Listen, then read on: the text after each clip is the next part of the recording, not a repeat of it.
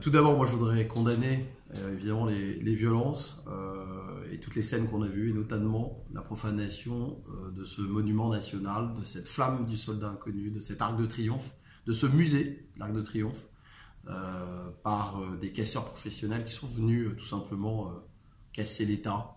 Ce sont des ennemis de la République, donc je condamne très fermement tous ces actes. Je dissocie bien ces casseurs du mouvement pacifiste dans sa très grande majorité des Gilets jaunes, qui expriment aujourd'hui une colère très très importante, une colère sociale, qui est partie depuis les surtaxes dont sont victimes un certain nombre de classes moyennes populaires. Enfin, c'est tout le peuple français qui est touché. Donc c'est d'abord un sentiment d'écœurement après ce qu'on a vu à Paris dans le 17e arrondissement, puisque ça ne vous a pas échappé que le 17e évidemment jouxte ce quartier de l'Étoile. On avait pourtant alerté les autorités, le préfet de police, le ministre de l'Intérieur, sur le fait que le périmètre de sécurité tel qu'il avait été défini était insuffisant pour protéger les Parisiens et nos quartiers qui avaient déjà été victimes de heurts, d'incendies de véhicules le 24 novembre dernier.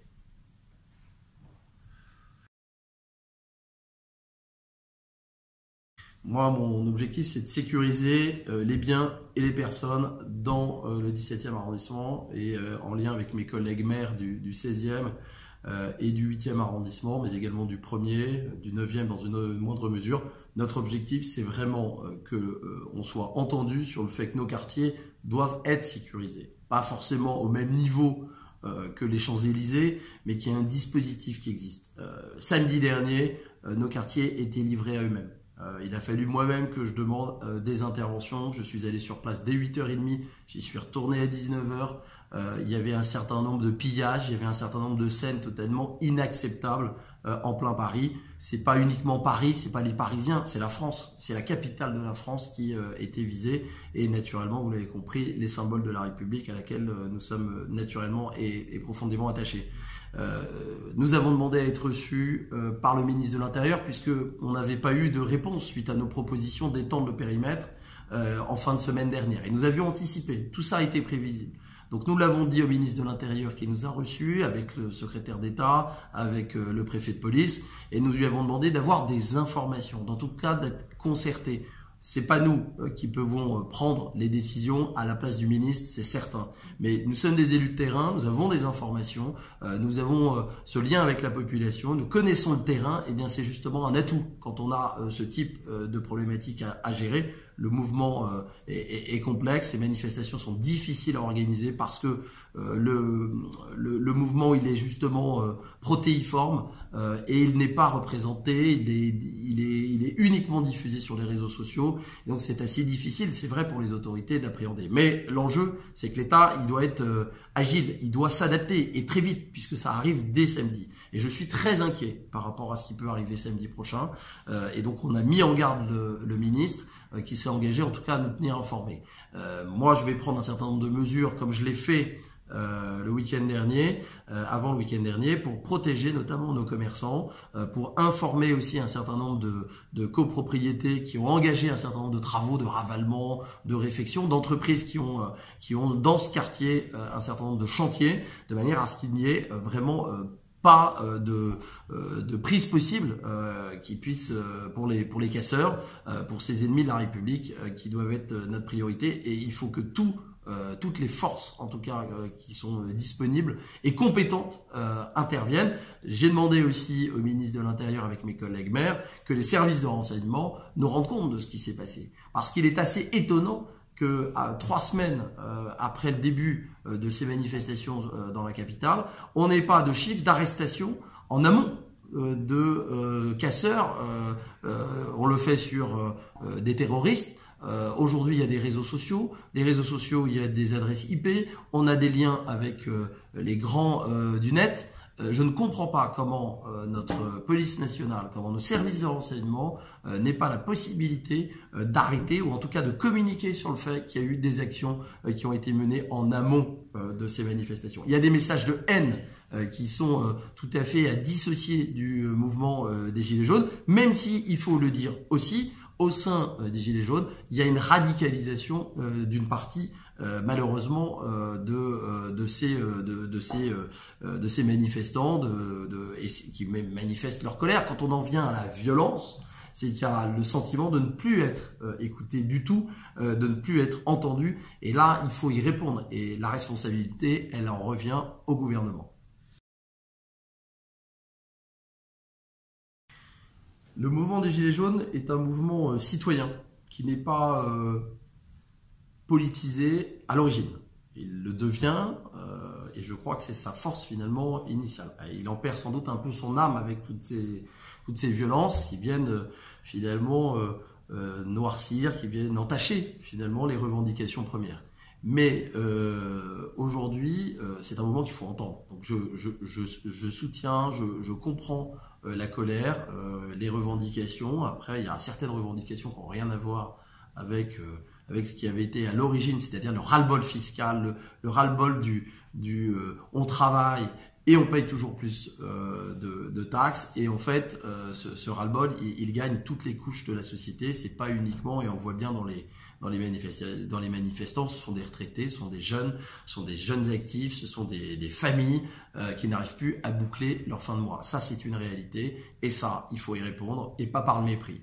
À un moment donné, si on en arrive à cette situation, c'est qu'il y a eu quand même des dysfonctionnements, qu'il y a eu une absence d'écoute, une absence de remontée du terrain au niveau de l'exécutif. Et ça, on peut pas le nier aujourd'hui. Maintenant, comment on sort de cette affaire ? C'est au gouvernement de décider et de prendre un certain nombre de mesures. Je ne pense qu'on ne calmera pas ce mouvement à l'eau tiède. Je pense qu'il faut des mesures fortes, il faut des signaux politiques, sociaux, mais il faut envoyer un signal comme quoi l'État, dans ce qu'il a de plus régalien, a compris.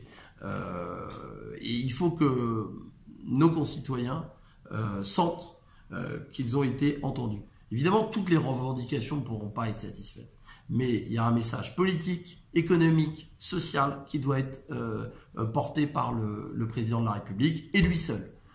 Il ne peut pas se cacher, son mutisme ne peut pas durer, le peuple le regarde, tous les Français, qu'ils soient ici à Paris, qu'ils soient dans les régions, qu'ils soient en monde rural, qu'ils soient dans la France périphérique, tout le monde attend que le président de la République assume le mandat pour lequel il a été élu. C'est lui le président de tous les Français. Et c'est indépendamment de nos couleurs politiques, de nos appartenances. Là, c'est la nation française. Et la nation française est en train de se disloquer.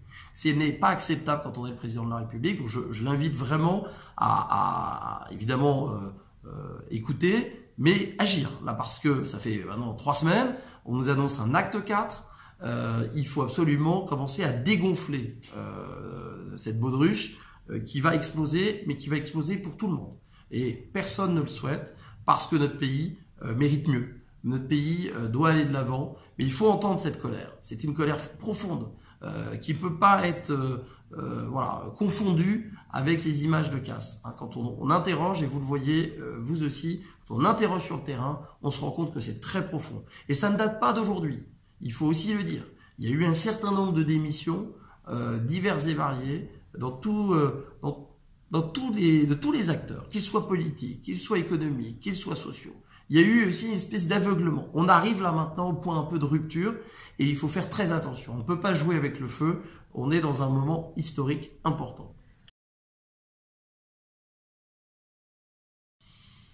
Dire qu'on ne l'a pas vu, c'est faux, parce que quand on est élu, quand on a des responsabilités, qu'on les reçoit du peuple, on voit aussi qu'à travers un certain nombre de scrutins, il y a une part d'abstentionnistes qui a progressé.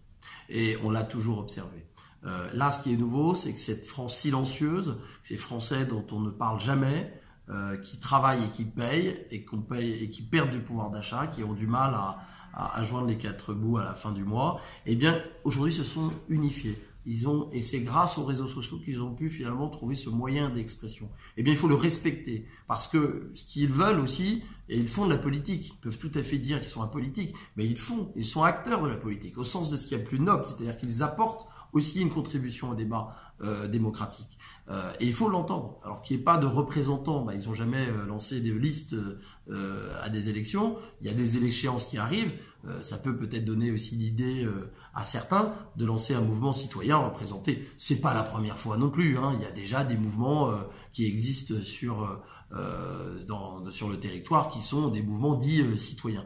Donc on l'a peut-être pas vu venir parce que tout se coagule en fait, et c'est ça l'enjeu et la difficulté du moment. C'est que quand vous avez les lycéens, quand vous avez les agriculteurs, quand vous avez les ambulanciers hier, là il faut entendre qu'il y a un problème qui dépasse la simple revendication sur le matraquage fiscal.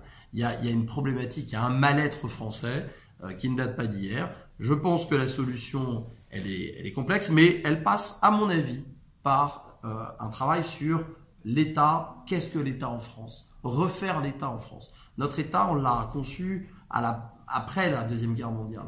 On lui a donné des institutions autour des valeurs de la République, etc. Mais aujourd'hui, on voit bien que ça répond plus finalement à l'évolution aussi de la société, l'évolution des modes de vie, et qu'il faut à un moment donné se dire qu'est-ce que l'État doit apporter finalement aux citoyens. Est-ce qu'il n'y a pas des choses qui sont de l'ordre du régalien qui doivent être renforcées? On le voit encore sur ces opérations de maintien de l'ordre où finalement on est resté sur des schémas un peu datés, post-68, à minimiser au maximum les pertes. Et on est évidemment pour protéger nos policiers, mais à force de développer cette théorie-là, eh bien, on fait reculer, et on le voit sur un certain nombre d'opérations et de manifestations, l'autorité de l'État. Donc, c'est un exemple. Mais je pense que l'État gagnerait à envoyer comme signal aux Français le fait qu'il va pas se réformer, parce que ça c'est une phrase qu'on a depuis 20 ans, 30 ans, c'est de se dire comment refaire l'État. L'État pour qu'il corresponde finalement aux attentes, pour qu'il soit solidaire, qu'il développe la liberté et qu'il soit aussi responsabilisant pour un certain nombre de compatriotes. Putsch.